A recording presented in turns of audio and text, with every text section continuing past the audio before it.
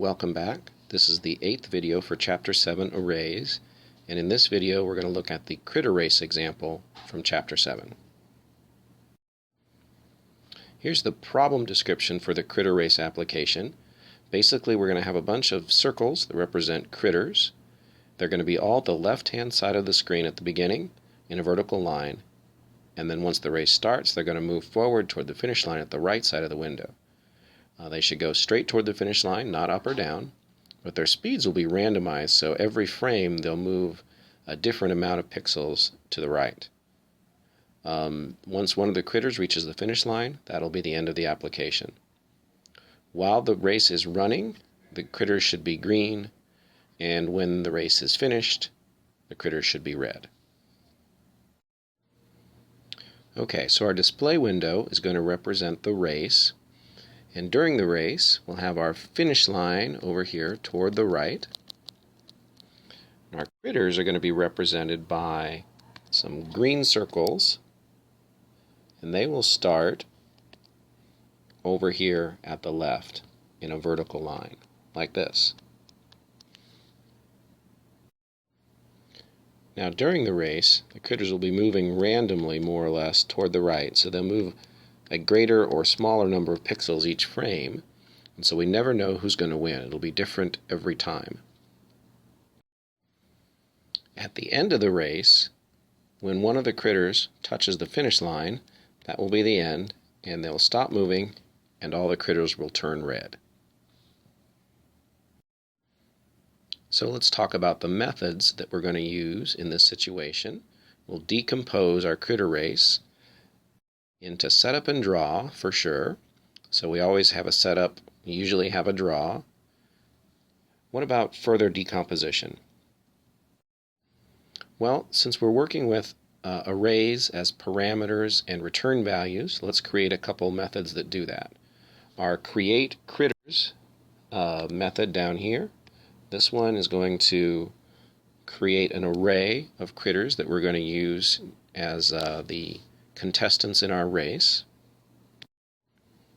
And we'll have a find winner method over here, which will be more or less a search, to search through the array of critters to see if someone has reached the finish line.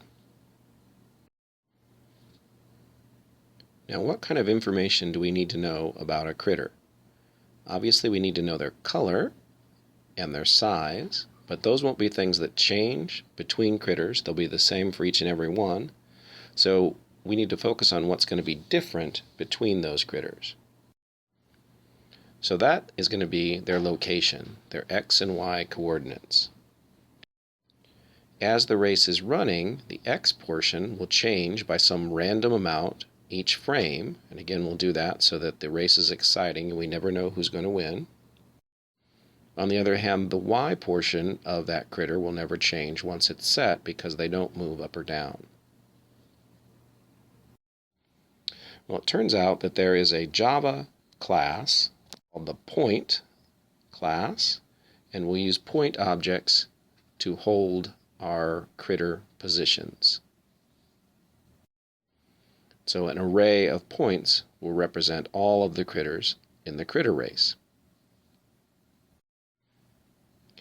Now we can talk about all the different fields and methods that we're going to need, and we'll sum those up in a UML class diagram. So we'll have several constants: the number of critters in the race, how big each critter is, so when we draw our ellipses we know how many pixels to use. Our maximum gain will represent the number of pixels that the critter can advance in each frame. It's sort of a speed limit for each critter. The finish line represents the X coordinate of our finish line in our application. So if you remember, our app looks like this. The finish line is the X coordinate of that line. Next we have 4 colors: green, red, white, and background, that represent the different colors in the application. And then lastly we have really the important piece of data, our array of critters that are the contestants in the race. The methods are the same that we had on our method hierarchy previously. Okay, so how do we create our critters?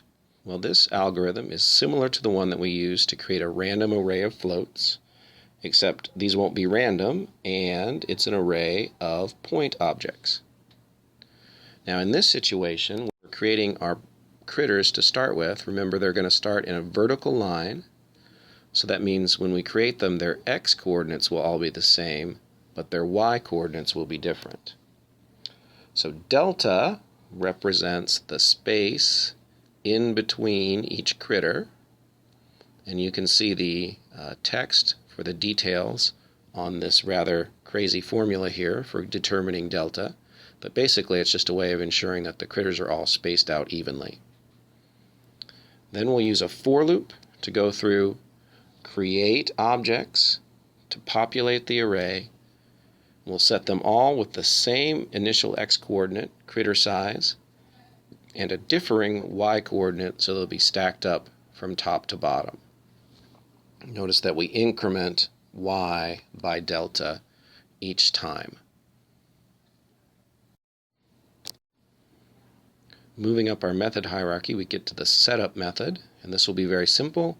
We're going to do our standard housekeeping things like sizing the window, turning on anti-aliasing, and then we'll create our critters array by calling the createCritters method, and we store that in our array reference named critters. Our findWinner method is also similar to something we've seen before. It's very much like our linear search. So we're going to use a for loop to step through everything in the array, but instead of looking for a particular value, what we're looking for is if any of the critters have passed the finish line, and if so, we'll return I. On the other hand, if we get all the way to the end of the for loop without returning I, that means none of them crossed the finish line, so we'll return our flag value -1, indicating no winner yet. The draw method is a little bit more complicated, but what we're going to start out with is a check to see if we have a winner. And then we'll use some if statements to determine what we need to do based on that value. So first of all, if we do have a winner, then what we'll do is set our red color. Okay? If we don't have a winner, then we'll set our green color. And that's all based on the value of this comparison here, this winner variable that we get as a result of the findWinner method call. After that, we'll go ahead and do our drawing. This if statement makes the critters move if no one has won yet. And then in either case, winner or no winner, we'll draw each critter. Now let's look at a couple things about the code. You can see the entire source code in the textbook, but I just want to point out a few things here. First of all, we're going to move our points using their translate method, and that's used to move the points in space, but the translate method actually takes int parameters, x and y, whereas our random method, which is going to return a value between 0 and max gain, returns a float. So to make that transition, we do what's called a typecast. And so we take this float value and we apply the int method to it, which does what's called a typecast, and that turns that float into an int, which can then be accepted by the translate method. Now, the example in the text covers another way to do typecasting, which is for a similar problem, and that is that our point objects, remember our critters, our points, it actually stores the x and y values as doubles instead of floats.